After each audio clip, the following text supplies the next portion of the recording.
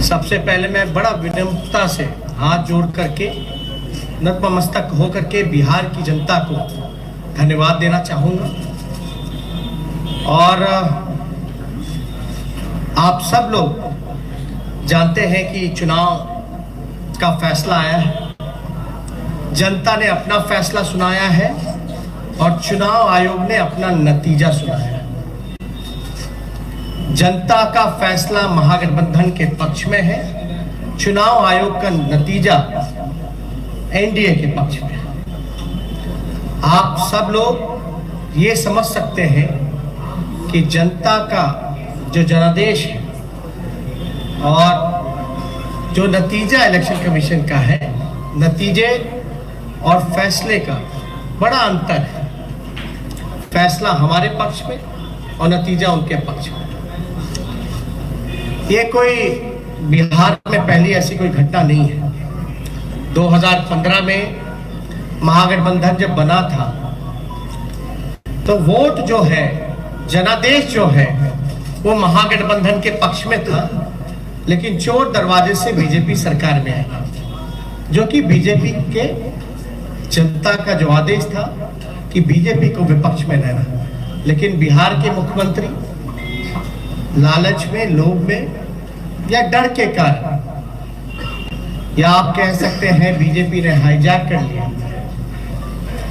BJP की सरकार रही, कहा जाता है डबल इंजन की सरकार, लेकिन पूरे चुनाव में हम लोगों ने जो सही मुद्दा था, जो जनता का मुद्दा था, चाहे सरकारी नौकरी रोजगार के सवाल पे, गरीबी, भुखमरी, पलायन, मजदूर, किसान, शिक्षा, चिकित्सा, या आप कह सकते हैं नियोजित शिक्षकों की जो समान काम समान वेतन या स्वयं सहायता समूह के मानदेय की बात रही हो, नौकरी की बात रही हो, उसको लेकर के हम लोग बड़े सकारात्मक रूप से हम लोगों ने मुद्दा बनाया। और मुझे खुशी है कि जनता ने हम लोगों का साथ दिया और उस मुद्दे पे चर्चा हुई। और मैं अभी भी कहना चाहता हूं कि देश का, बिहार का ही नहीं बल्कि देश का युवा, मजदूर, किसान, स्वयं सहायता समूह, जीविका दीदी हो, आंगनबाड़ी हो, आशा वर्कर हो, विकास मित्र हो, नियोजित शिक्षक हो, जो हमारे श्रमवीर रहे हो, आज सब लोगों में आक्रोश है। आक्रोश इस बात का, धन बल छल, धन बल छल। एक तरफ देश के प्रधानमंत्री, बहुत ही शक्तिशाली प्रधानमंत्री, और एक बिहार के मुख्यमंत्री, तमाम पूंजीपति एक तरफ रहे, जोड़ भाग गुना सब कुछ करने के बावजूद भी इस 31 साल के नौजवान को रोकने में नाकाम रहे। तब जाकर के जो बीजेपी का जो प्रकोष्ठ है, आप प्रकोष्ठ भली भांति समझ सकते हैं कि बीजेपी का प्रकोष्ठ कौन है। बीजेपी के प्रकोष्ठ ने जोड़ भाग गुना सब कुछ किया, फिर भी राष्ट्रीय जनता दल को सिंगल लार्जेस्ट पार्टी होने से रोक नहीं पाई। और महागठबंधन के सभी साथियों एकजुट होकर के हम लोगों ने मुद्दे की चुनाव पर हम लोग चुनाव लड़ने का काम किया। और आप जानते हैं कि ये मुद्दा, कुछ लोगों ने असमर्थता जताई कि नौकरी नहीं दी जा सकती, जो कि डबल इंजन का चेहरा है। जो लोग बड़े बड़े दावे करते थे कि चेहरे का कमाल है कि राष्ट्रीय जनता दल को हमने कहां से कहां पहुंचा दिया, आज देखिए उनका चेहरा तीसरी नंबर पे चले गया। तीसरी नंबर पर नीतीश कुमार जी, साफ तौर पे ये समझ लें, भाजपा के लोग साफ तौर पे ये समझ लें, ये जो जनादेश है ये बदलाव का जनादेश है। अगर थोड़ी सी भी अंतरात्मा नैतिकता नीतीश कुमार जी में बची होगी तो ये जो कुर्सी पर बैठने का जो शौक है, जोर तोड़ भाग गुना करके जो बैठने का शौक है, कहीं ना कहीं से उनको जनता के इस फैसले का सम्मान करते हुए कुर्सी से हट जाना चाहिए। और कुछ लोग भले ही कुर्सी पर बैठे लेकिन महागठबंधन और हम लोग जनता के दिलों में बैठे हुए हैं। जनता, बिहार की जनता हम लोगों के साथ है। और बड़ा आश्चर्य की बात है, अभी तो हम लोग धन्यवाद यात्रा भी निकालेंगे, क्योंकि हमारा स्पष्ट मानना है कि हम जीते हैं, हम हारे नहीं हैं, हम जीते हैं। पहली बार देश के किसी विपक्ष ने एक एजेंडा सेट किया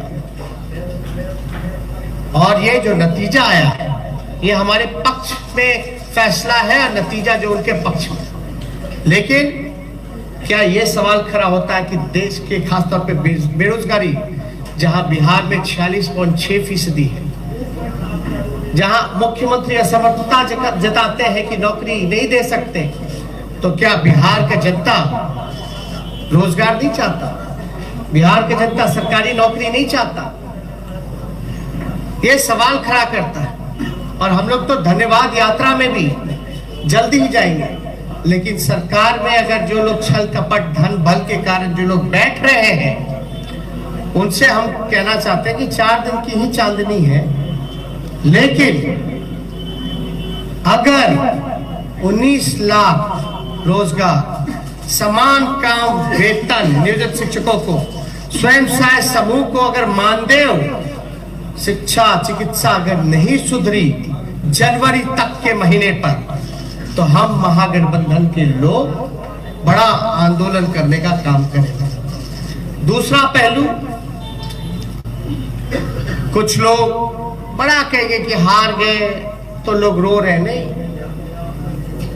हम लोग रोने वाले लोग नहीं हैं, हम लोग संघर्ष करने वाले लोग हैं, जनता के बीच रहने वाले लोग हैं, सबको साथ लेकर के चलते हैं।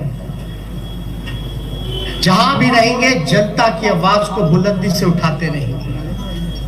लेकिन आप सब लोग देखिएगा कि आखिर कहां जोर तोड़ भाग गुना हुआ। तो कुछ सवाल है, हम आपको counting of postal ballot papers की प्रक्रिया बता दें। काउंटिंग पोस्टल बैलेट में एक दिन पहले ही राष्ट्रीय जनता दल के पेज से एक वीडियो जो है एक जारी किया गया था, ठीक चुनाव से पहले। उस वीडियो में साफ तौर पे दिखाया था कि रात के अंधेरे में आरा में रात के अंधेरे में एक गाड़ी निकली, उस गाड़ी में पोस्टल बैलेट के बक्से निकले। चुनाव आयोग बताए कि रात में कोई भी ट्रांसपोर्टेशन, चुनाव के वोट बक्से तो इधर से उधर ले जाया जा सकता, नहीं ले जाया। और अगर आप इन्हीं के लॉस की बात करें इलेक्शन कमीशन का कि क्या प्रोसीजर होना चाहिए, counting of postal ballets paper 15.15.4 इनका पॉइंट है, उन्हीं का इलेक्शन कमीशन का। As per the requirement of Rule 54A of CE Rules 1961, the postal ballot shall be taken up for counting first at the returning officer's table. मतलब postal ballot की गिनती जो है उसकी प्रक्रिया पहले होनी चाहिए, साफ तौर पे इस पे लिखा है। और under the law rule 54A of the conduct of the election rules 1961, the postal ballot papers are to be counted first. It is clarified further that it is not necessary to wait for the counting of postal ballots to be completed before counting of votes recorded in EVM starts। मतलब आपको जरूरी नहीं आप इंतजार कर सकें, आपको प्रक्रिया जो है समांतरण शुरू कर देनी चाहिए। वोटों की, पोस्टल बैलेट की वोटों की गिनती पहले ही शुरू कर देनी चाहिए। ये मेरा नहीं है, ये तो चुनाव आयोग का है। After a gap of 30 minutes from the commencement of counting of postal ballot papers, the counting votes of EVM can start। और 30 मिनट के बाद आप EVM की जो प्रक्रिया है वो चालू कर सकते हैं। Counting of postal ballot papers shall be done at returning officer's table। All postal ballot papers received by returning officer should be brought before him her। Only such postal ballot papers are received before the hour fixed for commencement of the counting shall be counted। तो इसमें साफ तौर पे ये जिक्र किया गया है कि प्रक्रिया जो है पोस्टल बैलेट की पहले होनी चाहिए, और जरूरी नहीं है कि आप जो है पहले ईवीएम का ही करिए, आप पोस्टल बैलेट पहले काउंट कीजिए, उसके 30 मिनट बाद आप ईवीएम की गिनती चालू कर सकते हैं। एक और है 15 पॉइंट, पेज नंबर 260 में जाके देखिएगा।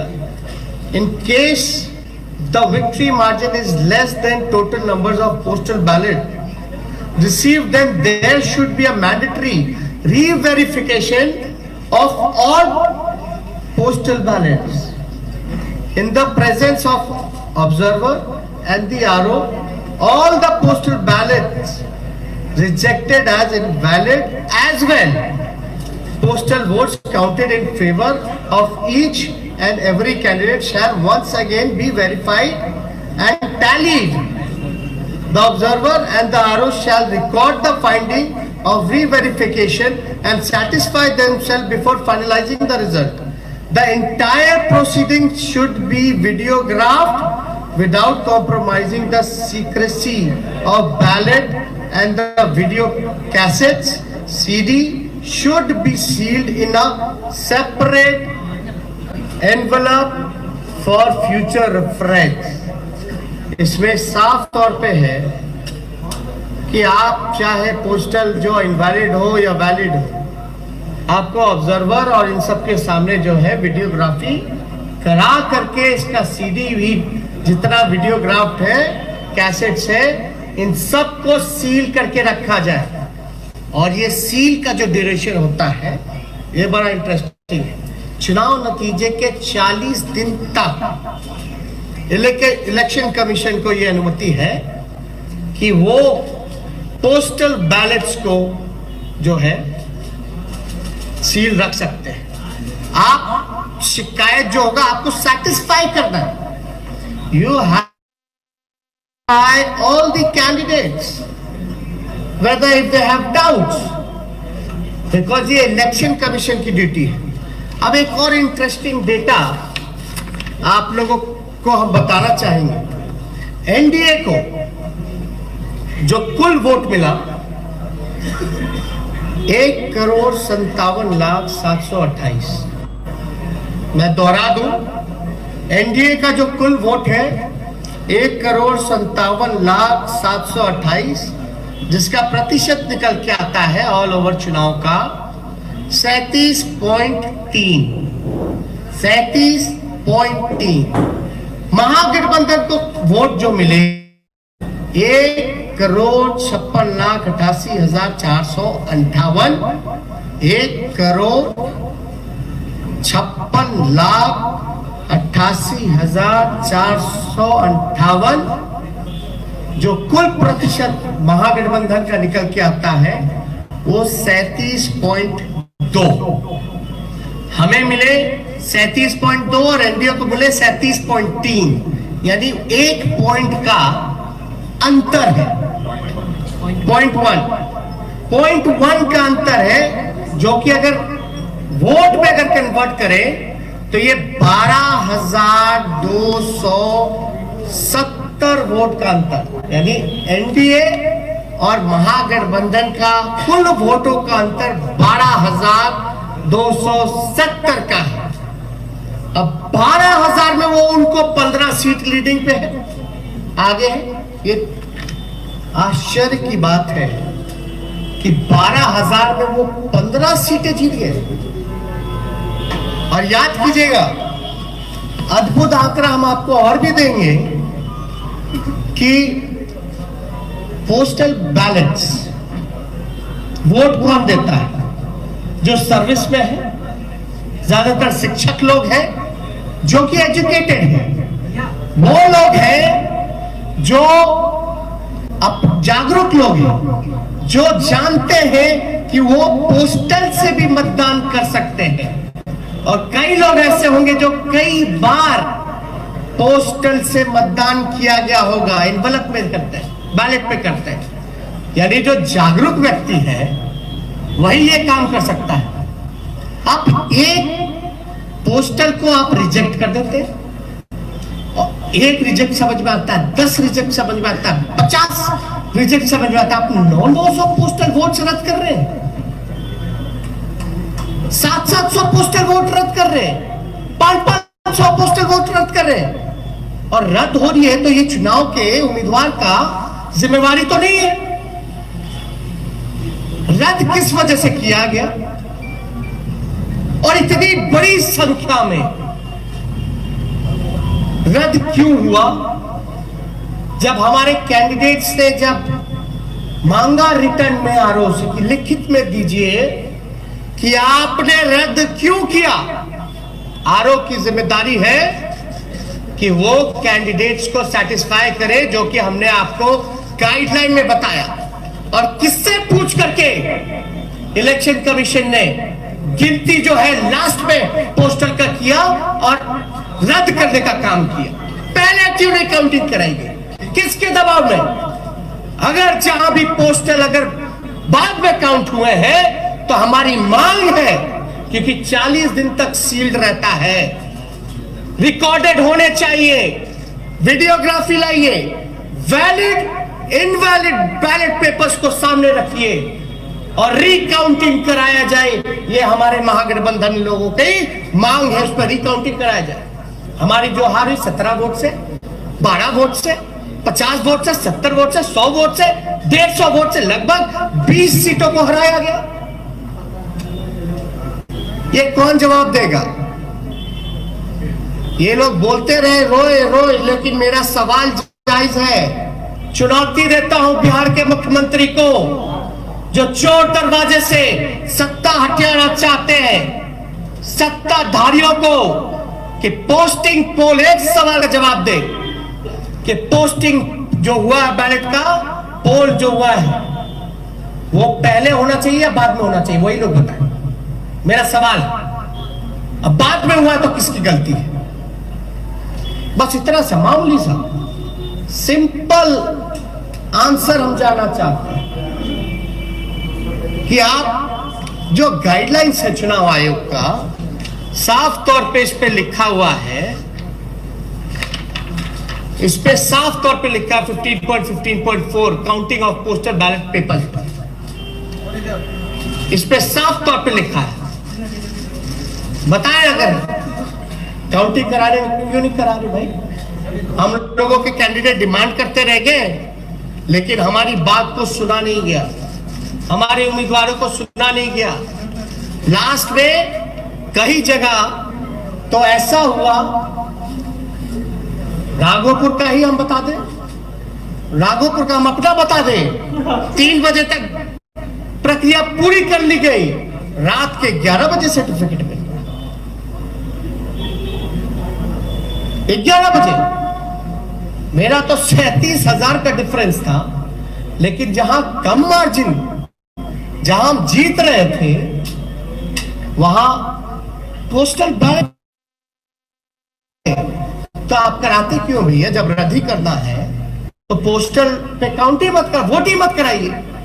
अगर पोस्टल का अगर कोई वैल्यू नहीं है, रद्द ही करना है, तो वोट क्यों कराते हैं? काउंटिंग प्रक्रिया में क्यों जोड़ते हैं? या तो रिकाउंटिंग कराइए, आपके पास तो पूरा दस्तावेज सब दूध का दूध पानी का पानी हो जाएगा, पता चल जाएगा कौन किसके दबाव में काम कर रहा है, किसके इशारे पे काम कर रहा है। तो ये कई जगह तो सर्टिफिकेट दे करके छीनने का प्रयास किया गया। अब आप बताइए हम सबूत कहां से लाए? ना मोबाइल ले जाने दिया जाता है, मोबाइल ले जाने दिया जाता तो सब पता चल जाता है, ना किसी को प्रवेश किया करने दिया जाता है। हमको तो छोड़ दिए, मीडिया के लोगों को भी प्रवेश नहीं करने दिया जाता है, और लोग कह रहे हैं कि सबूत ला। कहां से लाए सबूत? सबूत तो वहीं से आएगा ना जब आप इसकी रिकॉर्डिंग निकालिएगा, सीसीटीवी की, वीडियोग्राफी की। वैलिड इनवैलिड जो क्यों निकाल के दिखाओ ना जनता को। क्या जिनका रद्द किया गया वोट, क्या तो आप वोटर मानते ही नहीं है?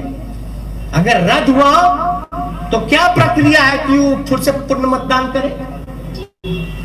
चुनाव आयोग के लिए तो एक एक वोट का महत्व है ना। लोकतंत्र में आप 900 वोट पोस्टल बैलेट का रद्द कर दीजिएगा एक कॉन्स्टिट्यूएंसी में, उनके वोट के मान नहीं होगा तो भाई सवाल तो बनता है। क्योंकि ये लोकतंत्र बचाने की लड़ाई है, और लोकतंत्र कैसे बचे? और एक वोट से हार भी होती है, जीत भी होती है। लेकिन आप देख रहे होंगे ना, चेहरे का चमक कहां चला गया? तीसरे नंबर पर। अब तक सामने नहीं आए, फिर क्वारंटाइन हो गया, फिर क्वारंटाइन हो। अब आपने तो खुद कहा संन्यास लेने की बात। संन्यास लेने का काम कर रहे हैं तो कम से कम आखिरी के क्षण दिनों में कालिक अपने मुंह पे मत पुतवा करके जाइए। अपने मुंह पर या जनता का हाय करके अपने राजनीतिक सफर का अंत मत कीजिए नीतीश जी, अंतरात्मा जगाइए। इसलिए हम सब लोगों को लगा कि ये प्रेस कॉन्फ्रेंस करना, और मैं पुनः बिहार को धन्यवाद दूंगा, धन्यवाद यात्रा करूंगा। भले ही छल कपट से कुर्सी पे ना बैठ पाए, लेकिन जो लोगों ने अपने दिलों में बैठाया है, इसके लिए हम जरूर जनता को धन्यवाद देंगे। और हमारा मानना है महागठबंधन की जीत हुई है, डबल इंजन की हार हुई है, जनता हमारे साथ है। और कुछ प्रकोष्ठ के लोग जो नतीजा, फैसला नहीं, जिन्होंने नतीजा सुनाया, वो भी तो किसी के दबाव में काम कर। तो इसलिए ज्यादा कुछ ना कह के, अगर आप लोगों का कोई सवाल हो तो उसका जवाब देना चाहिए।